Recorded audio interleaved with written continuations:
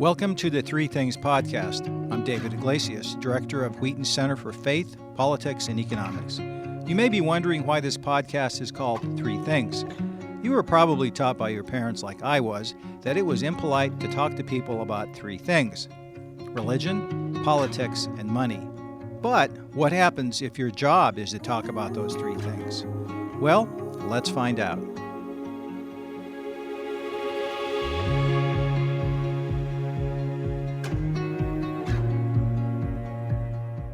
Today, we're being joined by Alan J. Ruud, who is a native of Wisconsin, where he received his Bachelor of Science degree in Electrical Engineering from the Milwaukee School of Engineering, his Master's in Business Administration from the University of Chicago, and an honorary doctorate in engineering from the Milwaukee School of Engineering in 1998.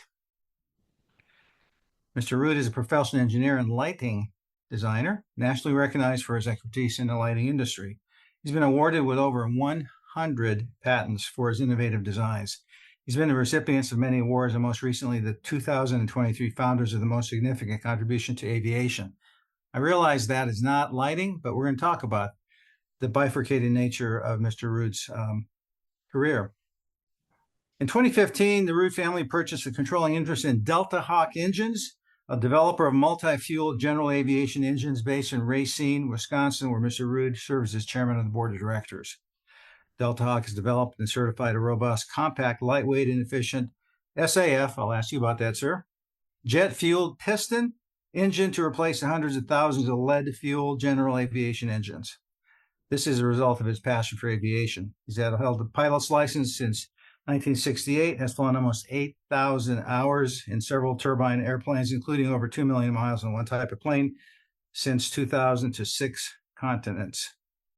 It's a lot of stick time, sir. Yep, it is. You must like to fly. I love to fly. It's a way to get away and not think about anything else. How did you first get interested in engineering? Well, my dad was an electrical contractor, and he always assumed I would take over his business, and being an electrical engineer would help in that regard from a design standpoint and that type of thing. And so I did pursue electrical engineering as my undergraduate, but I ended up starting a company with one of my professors, who was a very solid power guy, and I was more interested in lighting. So I never got involved in the electrical contracting business, but started electrical engineering business with one of my professors in college. Wow. And why electrical engineering and not general electrical or general engineering or mechanical or civil? And there's many different types. Why electrical? I think because my dad was an electrical contractor, and that really related to his business at that time, if I was going to go in and take it over someday. So as a young man, did you envision a career in the lighting business? Yeah, I think in college I got really interested in lighting, and in the business, because my partner Don Goulet was a very solid power guy. I picked up the lighting side and really held up the lighting side of the business, which is the more creative side of the business. And as part of that, I found that there are a lot of times that we were designing products that went into buildings that people didn't have. And so we would design them, they'd become specials for that project, and the companies would adopt them as a standard product in their product line. So my next business was the lighting business, where we're going to spend all this time and engineering into designing a product, not for one project, but for many projects. And so we started a lighting manufacturing business at that time. What year was that? Well, that was SPI Lighting was first business, and that was probably in 1976 or 7, probably. So right around our bicentennial year. At that time, what was available for the average American consumer when it comes to lighting for the home? Well, the consumer was really incandescent at that time. And maybe, I don't know if the small fluorescents were available a little bit at that point. So small fluorescents and incandescent or halogen was available for the consumer, yes. The incandescent is a type that essentially Edison pioneered way back 100 or so. Yes, that's correct. And please correct me if I'm wrong because I'm way over my head here. But as I recall, he was looking for a filament that actually lasted. And the urban myth possibly was that he and his team tried over 1,000 different types of filaments until they found the one that gave some value and lasted some amount of time. Is that correct? Yeah. Oh, I'm sure that's correct. Yes. It's not a lot of these things are experimentation because there's not science behind everything. And it takes some experimentation and learning process through that. And you sacrifice life. There might be higher efficacy in one case, but less life. Color may make a difference as well. Yeah, tell me about the color because when we talk about LEDs in just a minute, there it seems to be a lot of different breakdown in terms of blue light, yellow light, white light, and other types of light. Why is that important, sir? Well, with LED, you can get anything. I mean, that's one of the beauties. LED is probably one of the first light sources that doesn't have compromise. With your incandescent and halogen, you've got good color, but you have short life. Okay, Mm-hmm. and not very efficient. High efficacy is not very high. With your fluorescence, and you've got good color, yeah, good color rendering. With your fluorescence and your other HID, high intensive discharge sources, they have a much higher efficacy, but their color isn't very good. And that's really one of the things. Not just color temperature, which is warm or cool, but it's the color rendering index, which shows how red the reds are and how blue the blues are and everything along the spectrum. LED is really the first light source that meets all of the criteria. It has good color. You can make it whatever you want to be. Okay. Good color rendering and good color temperature. It has very good life if you design it properly. It's a point source, so it's very efficient from an optical standpoint. One of the problems like fluorescent lights is that it's too big of a source and you can't control the light properly. So now I've got a light source that is good color, has good life, is good uh, um, efficacy, highest lumens per watt, 220 some lumens per watt, which is phenomenal. Wow. And it meets all the criteria. And it's a point source, so you can control it. So it's really the first light source, I think, that's optimized in all of the areas you want to consider. That's wonderful. And what year did the LEDs come on the market? Because I'm sure there Well, have been. LEDs have been around for a long time as Right. a indicator light. You see the little green indicator lights in that, Sure. but it really started in the around 2000 or in that area that they started looking toward white light, and I think a lot of that is attributed to we call them cell phones or personal devices, Right. and for some TV screens and things like that. And honestly, that's because of the volume of business and the research that went into making good color, very small, and high efficacy, so they don't use so much battery. That's really where the technology came from that was then able to be used in the lighting industry itself. I mean, the lighting industry doesn't compare in size to the quote personal device slash TV industry, but the lighting industry was able to take advantage of all the research and development that went into that. I remember that a number of years ago, all of a sudden it seemed like I could not buy a light bulb that was incandescent, that they all were LEDs because, well, they were more expensive, but they lasted a lot longer. Therefore, they're better value. Uh, how did LEDs take over the market? Well, for all the reasons I just mentioned, but also they've basically been outlawed a lot of the incandescent type Ah, lamps, right. other than some decorative, and even there the LEDs are taking over. But the LEDs, I wouldn't use anything but an LED today because they are very cost effective today. The prices have come way down, and so they're very efficient from a cost standpoint. Plus, they last a long time. Maybe not forever, but Mhm. they last a long time, and they're very good color, and you can dim them and everything else. So Okay. there's really no reason to use another light source today other than LED.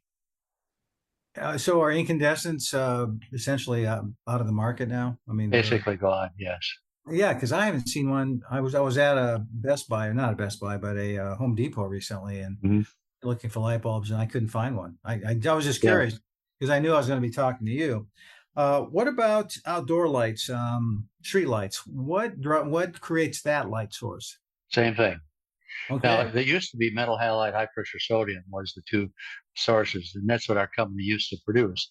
Hmm. But the LEDs, I mean, we were really the first ones in it to do it. We did, you know, Los Angeles. We did a lot of Northern California, Pacific Gas and Electric. Hmm. Were two of big accounts, but it really started everywhere. And because of the precision of the small light source size, you could spread the light where you wanted it rather than having a pool of light from a Right. larger light source and then have to fade off. So you have much better control, and you're not wasting light. The efficiency is not just the efficacy of the source itself, which LEDs today are about twice what anything else, even metal halide high pressure sodium. But because of the size of the light source, being able to put it where you want, you get many times better efficiency because you don't have, you have wasted light that goes beyond where you want the light. Plus, you have wasted light in the pools of light that you don't want so much light, but you can't control it. And that's where LED is optimum from that standpoint. So I remember the first time I think I saw a non-white light street light was in Miami way back in the 70s, and it was orange. Yes, Uh, that's high pressure sodium. high pressure, so interesting. Yeah. I always wondered. I've wondered for almost 40 years now what that was. How have LEDs progressed in the market since they became? Well, it's taken over. Basically, it is the light source for the market at this time, and really not much else of anything else is being used other than in some replacement. But like I said earlier, in any new construction or even in replacement, there's no reason to use anything other than LED today. Sure. Uh, Tell me about you and your company's role in bringing it to market and the incredible market dominance. Because I can't think of a whole lot of other areas in which one product has rendered the other product obsolete. Well, we did not actually make the LEDs. We actually manufactured the fixtures that the LEDs went into. One of the problems the LED manufacturers had is the existing companies, the large companies, the Mm, public companies. This is disrupting their technology. This is sure. disrupting their infrastructure base, their factories, their everything else. And to go to LED would cause them to spend a lot of research money, cause them to do a lot of retooling, and would affect their earnings, therefore affect their stock prices. We were probably the largest privately held lighting company, and we took a gamble. I Hmm. guess I call it an educated decision, not a gamble. But that LEDs, because of all of the positive I mentioned before, would get to the point where this would happen. We didn't know how fast it would happen. So actually, I came back from a conference in San Francisco, and it might have been like 2005 Hmm. or 2004. And I told our engineering team, we had like 60 people or 70 people in the engineering department. I said, we're canceling all your projects. Oh Every my. every project. We had one major project, new floodlight line, we were just going to introduce and spend like $20 million on tooling for it and everything else. I said, we're canceling it all. Mm, So everybody's concerned of losing their jobs. I said, no, you're not losing your jobs. But I believe that we're going to put 100% of our attention starting today into LED and developing LED products for the future. Now, that's kind of stepping out there a little bit, but I didn't see much of a downside to it because it takes a while to develop the products, and the LEDs would progress in that time frame. Plus, even if we were a year or two early, we would sell, we would learn a lot with the products we sold, so we'd be ahead of the industry. And I think that's really what happened, and we moved the industry along faster than probably the industry would like to have moved. sure. Um, and we really became dominant in the outdoor and the commercial more than the residential. And then Cree, who was we were their largest customer, ended up thought that they could expand the market even further. And then we were acquired by them. And I was on their board, and we were part of Cree Lighting. And Cree is really who developed the white light LED Hmm. in a very, very big way, in the high intensity LED. Some of the lower intensity medium ones, there's other people out that did those, but those are good for signs and some things like that, but not for the high intensity, let's say street lighting or industrial lighting or things of that type. And was that, for lack of a better phrase, the holy grail, high intensity white light for the LED market? It was at that time, yes. Hmm. And since that time, the efficacy has increased so much that even some of the medium intensity can do a very good job for a lot of the jobs that took the high intensity before, because the efficacy went from, when I was looking at it, they were going from like 40 some lumens per watt to like 50 some lumens per watt. Well, today they're like 225, Oh 230 my. lumens per watt. That's how much Wow. it has progressed. That's like miles per gallon. And so Sure. when the efficacy goes up that much, that means you're converting more energy from heat into light, and therefore you're not throwing off as much heat. You don't need as much heat sinks and all the other infrastructure in the fixture. So it really has progressed in really a 20-year period of time, Mm. just unbelievably, to the point of a new technology taking over all of light. And as I understand it, that was one of the problems with incandescent is it used a lot of heat. A lot. Well, it didn't convert. A lot of incandescents, so they say 20 to 15 lumens per watt. The That's it. halogens maybe get up to 25 to 30 lumens per watt. All right. Mm. So that's not, so most of that energy is converted to heat, not much to light. So you're talking a light source now that's 10 times Wow. what that was. Plus it's more compact, so you can control the light better as well. So you're converting 90% more of that energy to light rather than heat. And can you actually touch a LED while it's being used? Depends No. how much power it is. Sure. Generally, I'd say yes, especially in the medium power ones. Yeah. Mm. Well, I just got a couple more questions about LEDs, and I'm going to talk about aviation because that interests me as well. Um, but so the football stadium we have here at Wheaton uses some type of high intensity lighting. Would that be LEDs now as well? Well, if unless they've converted, it would be metal halide. Most of Okay. those are 1500-watt metal halide Mhm. for stadium lighting. But today, most of the stadiums are being converted to LED for several reasons. Number one, on the metal halide, when it takes a while for them to get up to brightness.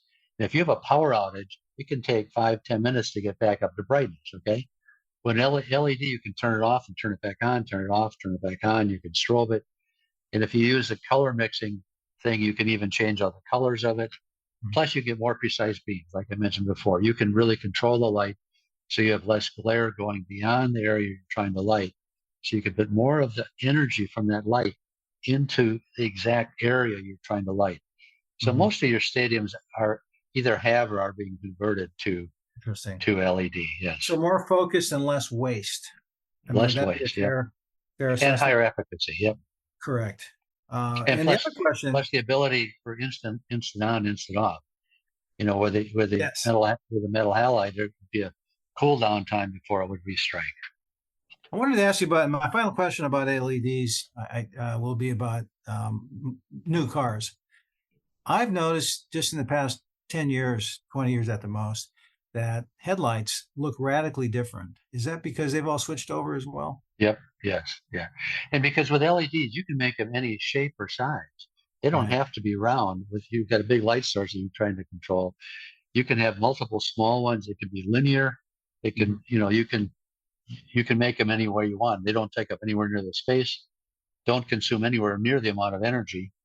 And so you don't need the big heat sinks. But yes, they can be any shape you want. Remarkable. Because I have a brand new car and I love the lights, and I assume that they were because LEDs were powering it. Let's talk about entrepreneurship since I'm going to guess that you do consider yourself to be an entrepreneur. Is that correct, sir? I guess I've been told that. Yes. And is that a compliment? Because I in my don't book, know. it is. It's just something that I don't like doing things like other people do, I guess. Mhm. So I look for ways to do some things in a different way. Because I think that's how you can be successful rather than just mimicking and what others have done, maybe doing a little bit better. I don't find a lot of fulfillment for that. I like doing things that can change an industry, and even like in the lighting manufacturing business, we marketed differently because we sold. This is when Michael Dell was starting to sell his personal computers Sure. direct. Okay, we did the same thing in the lighting industry in the early '80s. We sold direct to the contractors, avoiding two steps of. So we were able to provide a better product Mm, at a lower price than the nice. competition. Unfair advantage. I like unfair advantage, and that's really how we built the business to the point where we had a sizable business that we could uh, build upon the LED. Sure. In your view, do you think the United States has done enough to encourage entrepreneurship? I don't think so. I think what we have done is primarily given our technology away to China. Oh boy, Okay, and we that's really have. I mean, the reason China is where they are today is because we have basically given them most of our technology, and they can build things probably better than us in a lot of cases because we've taken the easy way out.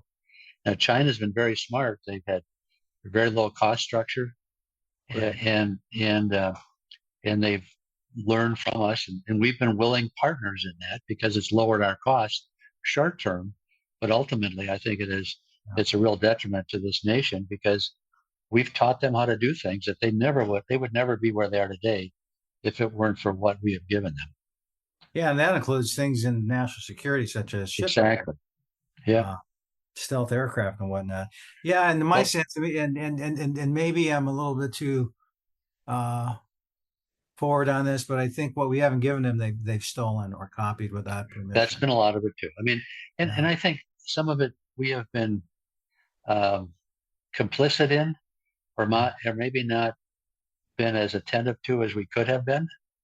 right, And some of it's been outright blatant, yes. I mean, so there's a combination, but I would bet 80 to 90% we have been complicit, and we right. did it because it was in our best short-term interest. And that's one of the things that I have a problem with a lot of businesses today is that everything is too short-term oriented.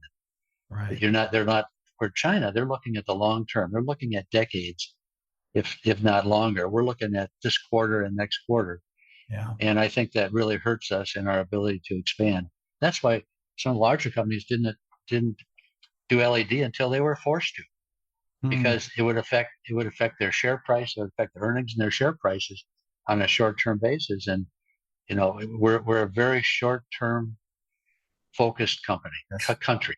And I think that that is explained in part by the fact that compared to China, we're a young country. I mean, they have Yep. 5,000 years of civilization, and we have 300 years, maybe 400 years. I mean, it's no clear comparison. I'd like to ask you a few questions about aviation, since I know that's what you're doing now. How did you make the transition from doing lighting to aviation? Because I don't see the connection. Well, I guess they were two passions of mine. Okay. Okay, that's fair. All right. I mean, and if it wasn't for that, we probably would not have done it. Mm, And like I said, I've been a pilot. I took about a 30-year sabbatical from flying. But since 2000, I put about 8,000 hours, over 8,000 now, and most of it in large jets. We had a couple Falcon 900s and stuff, and I just love flying. But the I like is the engineering part related to it because it's not just flying; it's understanding the systems in the airplanes right. and really knowing there's a lot to it. It takes a lot of attention. I don't think people realize the flying part is a small part of what you need to know. And so it's very engineering oriented, and it is a passion of mine. And this company locally was struggling, had developed this concept for an engine, and the and they were short of funds and whatever. And because of this, they thought they could get certification within a couple of years, but they needed money, and we said they needed a lot more money than they thought. We didn't realize it. We needed probably 10 times that amount of money to Oh really my. get it across the finish line. And it's very complex. I mean, the reason this is the first new fresh sheet piston engine developed in like 70 years Oh my. and certified. And we did this because, well, first of all, there's a real need in the industry is to start with something there's a need. There was a need. The existing engines we're using a leaded fuel. The last leaded fuel still produced in the world is for general aviation engines. Oh, I had no idea. And they've been trying for 30 years to come up with a fuel that's non-leaded. And they really haven't. There's a couple of things out there right now, but they really don't work. And nobody's really adopting them much either. And so you needed an engine that could work on a non-leaded fuel.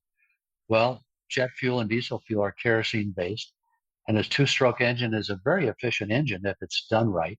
Mm-hmm. The trouble is they're generally big, noisy, Right. full of pollution, all kinds of other things. So the concept here is to use a two-stroke type concept, which is compression ignition, for any type of kerosene-based jet fuel, sustainable aviation fuel, which is basically organic, and mostly, and diesel. So you've got some kerosene-based that's available anywhere in the world, so you don't have to use a leaded fuel. Nice. And so these other engines need to be replaced. Now, the concept here was to develop something that's smaller than the existing engines, at the same weight or lighter than the existing engines, that could produce great power. Now, these engines also end up being 30 to 40% more efficient. Oh my! So I'm smaller, lighter, more efficient, and very robust. Because the two-stroke, you don't have the valves and all that kind of stuff, all the moving parts. It's a simple engine. There's probably 40, 50% fewer parts in the engine than you have in a normal avgas type engine. So it's a great concept, but we didn't realize how complicated it would be. Okay. But the concept was right. So it took us 8 years to get certification, not 1 or 2. And actually we've taken another year now because we got certified, but we've learned some things we can actually improve on the engine to make it more robust, more efficient, and lighter weight before we start production. Because I don't want to come out with an engine and then come out with another one. We want to do it right the first time. And so we're looking at production next year. So it's been quite a journey, but it's very satisfactory because this will change the aviation industry as much as LED changed the lighting industry. And the analogies between the two are unbelievable. Whether it be this is disruptive as well, is what I'm hearing you say. Oh, it's as disruptive as LED. Oh my! And it doesn't just apply to general aviation. And like for example, generator sets. The Defense Department is trying to go to single source fuel. They don't want different type of fuels. They want to be able to use diesel or jet fuel, whatever. And so their generators, they want to use this fuel as well. Well, the existing engines are big, heavy, and everything else. With our engine, we can produce 4 times the amount of power in the same size and weight of one of the generators that they're using now. So there's a lot of land-based. There's some other military and non-military uses for even ground vehicles for this kind of technology. So it has a lot of drones is a great application. Oh yeah. For it, where there's thousands of drones being produced, and they're having to use these other kind of engines, or they have to use jet engines, which are a lot more expensive, a lot less efficient. So there's a broad application, for something like this. Boy, sure sounds like it. Now, when you say general aviation, tell me what that means. That means all the small single twin engine planes. That there's like 200,000-300,000 of them. But you go to any local airport, all your small airplanes, that's general aviation. Once you get into the turboprops, your King Airs and turboprops and larger, then you're getting into basically a jet engine with a prop on it, what that is. So, all right. So it's clearly not an airline engine. It would not. No, this is all small aviation. Yeah. And even, for example, missionaries, for example. Yeah. Like in Africa or in all these third world countries, they really can't get avgas. If they do, they buy it for like $25 to $50 a gallon in 55-gallon drums. And it's very expensive. So they end up, in a lot of cases, use turboprop larger airplanes because they can get the fuel for them, where they really don't need, like with our engine, they could use more appropriately sized airplanes that could get local diesel or jet fuel and save a lot of money. And therefore they could expand their mission and what they're doing with the smaller, less expensive airplanes. So that's a great we've talked to MAF and others, whatever, too, Oh yeah, on this, and Missionary Aviation they're Fellowship.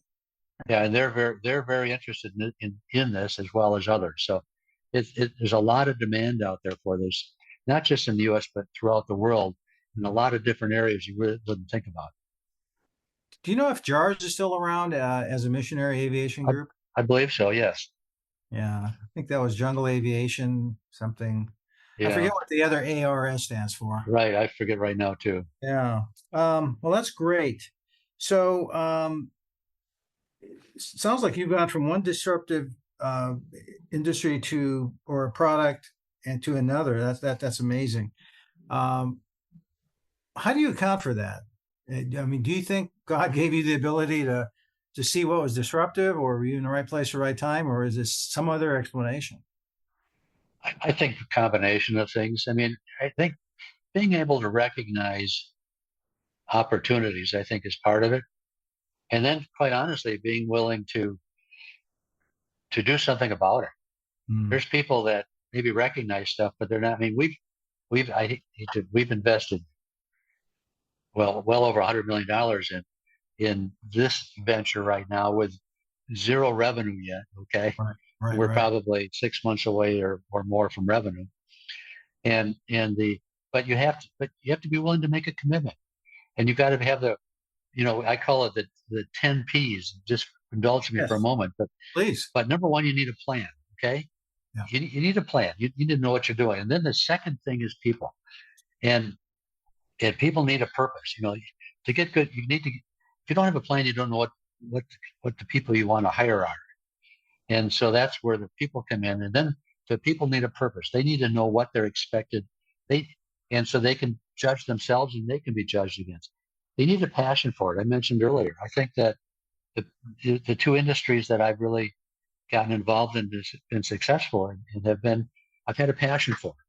Lighting and aviation. And I think there has to be an emotional attachment to it as well, or else people lose interest too quickly.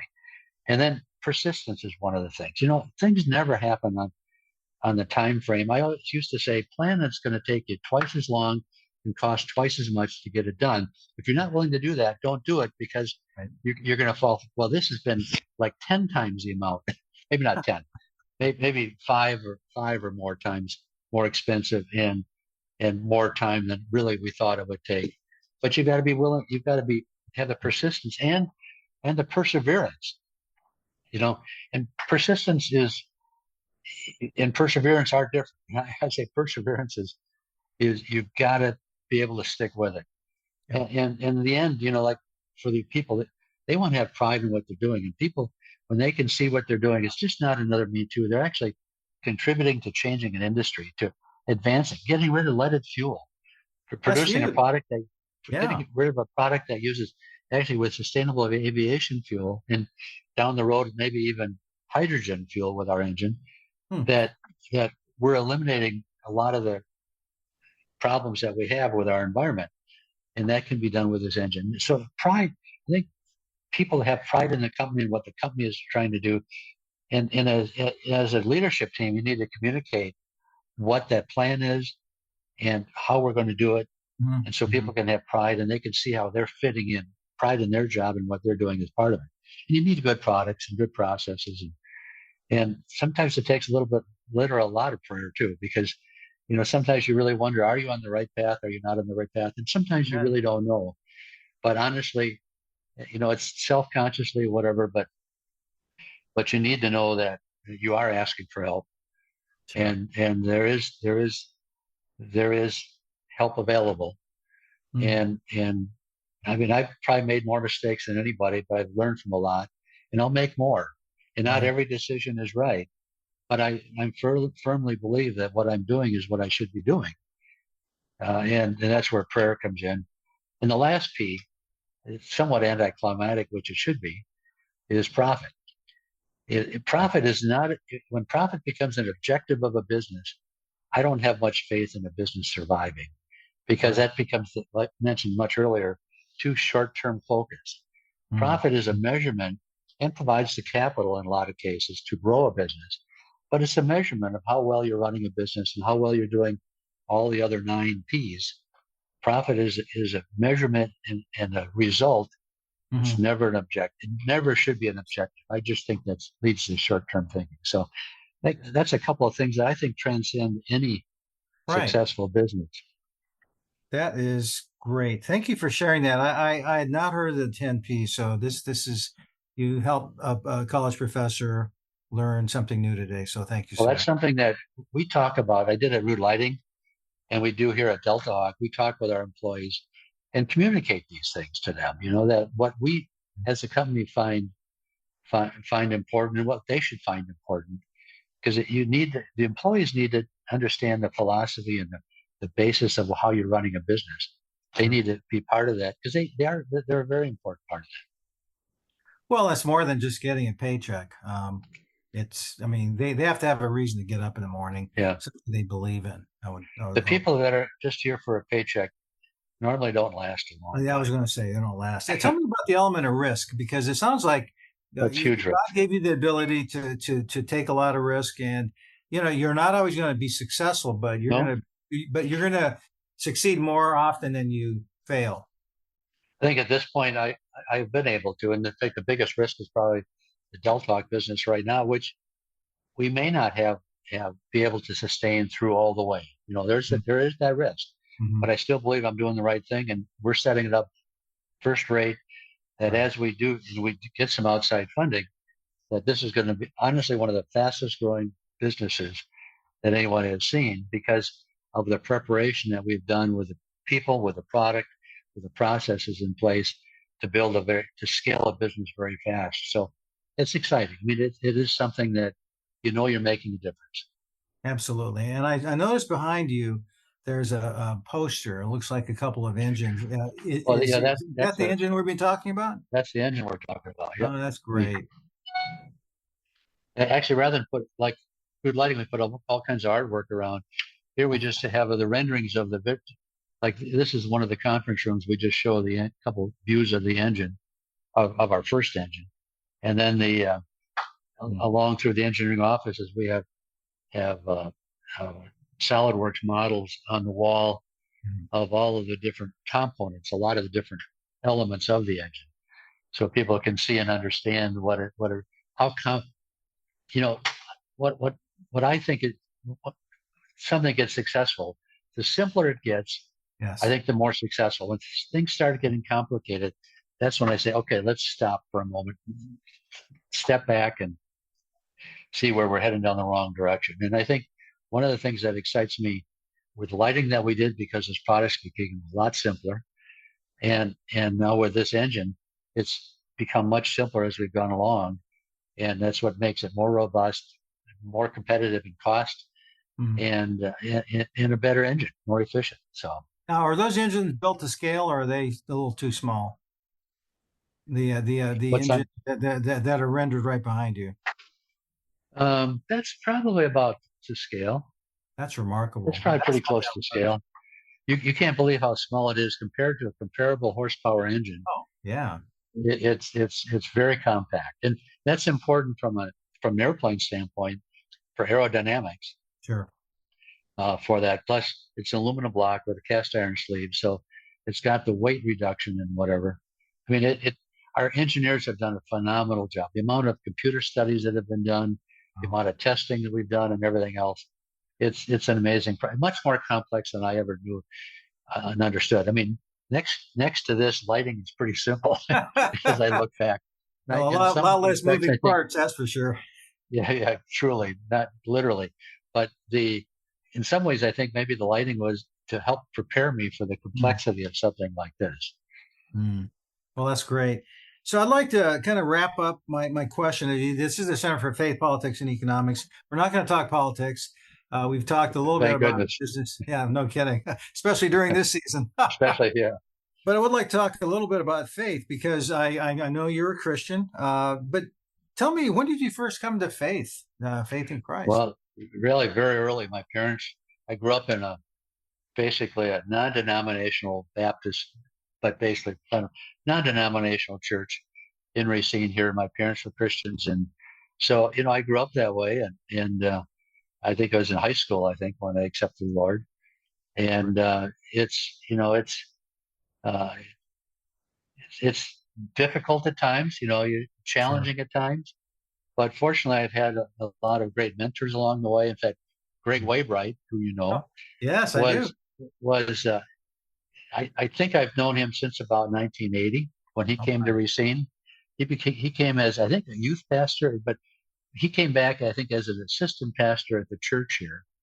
And that's when we just moved back to Racine in '78. We moved back to Racine and got to know Greg and his wife Chris very well, and seen their kids grow up and everything else. In fact, I talked to Greg just a few days ago, but we've been friends for all these years. He's just been a great mentor as well, and keeps me on pace and whatever as well. So I mean, and I think that's very important to have good Christian friends. absolutely. Well, he's one of the calmest people I've ever met. It seems like nothing rattles the guy. He's seen it all, heard it all. He's not going to judge you. He's going to just listen to you and give you godly advice if that's what you're Yeah. looking for. He's a great guy. Awesome. I can't agree with you or disagree with you or more. What's your favorite verse, sir? Well, I saw your note on that, and there's a lot, but the one, John 3:16 still comes back. I mean, Classic. that's kind of basic, okay? Yeah. And I think that's kind of where everything starts from there. And there's a lot of encouraging ones beyond it, but I think that's the basis. Well, it's like the entire Bible in one verse. It boils It everything is. in one verse, which is Yeah, hard to do. that's what it's all about. Well, my final question is this. Is there anything I should have asked you that I did not? Not that I can think of offhand. I'll probably think of it 5 minutes from now. But It'll be too late then. yeah, but Well, I think the thing is that you have to have fun. yeah, And you have to feel like you're accomplishing something. It doesn't mean it's not challenging. That doesn't mean there aren't stressful times and whatever. But you have to enjoy what you're doing. And I think and I do believe that I've been very blessed in this life. And I've mhm, been able to I think be successful, and that's a blessing in itself. And it's absolutely. not my doing. It's the Lord's. It's the people around me. It's the opportunities I've been given. But you have to take advantage of those too, and they don't always work. But you still have to have the faith. You have to have the faith to step out sometimes when you don't know where it's heading. And I think that's part of entrepreneurship because there's no guarantees. Anytime That's I right. hear someone starting, I was on a bank board for a while, and you see some different things come in from businesses, small businesses, and you see come in for their P&Ls and whatever, and prop they show salaries to themselves probably Yeah, bigger than they're making right now, yeah. and they never got a loan, okay, because they Mm, don't understand business. I right. mean, you start a business. I mean, when I started Ruud Lighting, I think we went for 2 years without a paycheck. I mean, we had money from something else, but our employees got paid and everything else.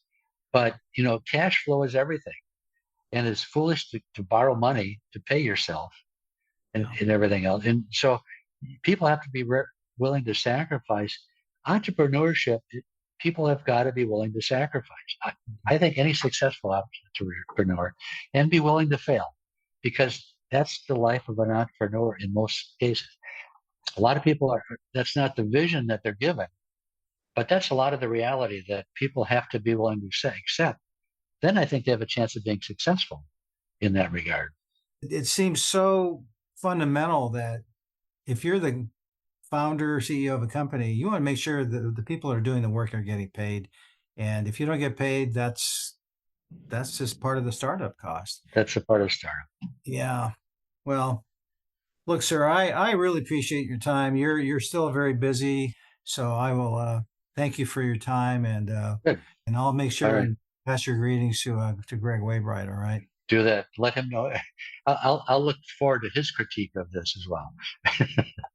I mean, I'm sure it'll be very very measured, very All pleasant. right. All right. Thank you, Dave. Thank you. Bye bye. Bye bye.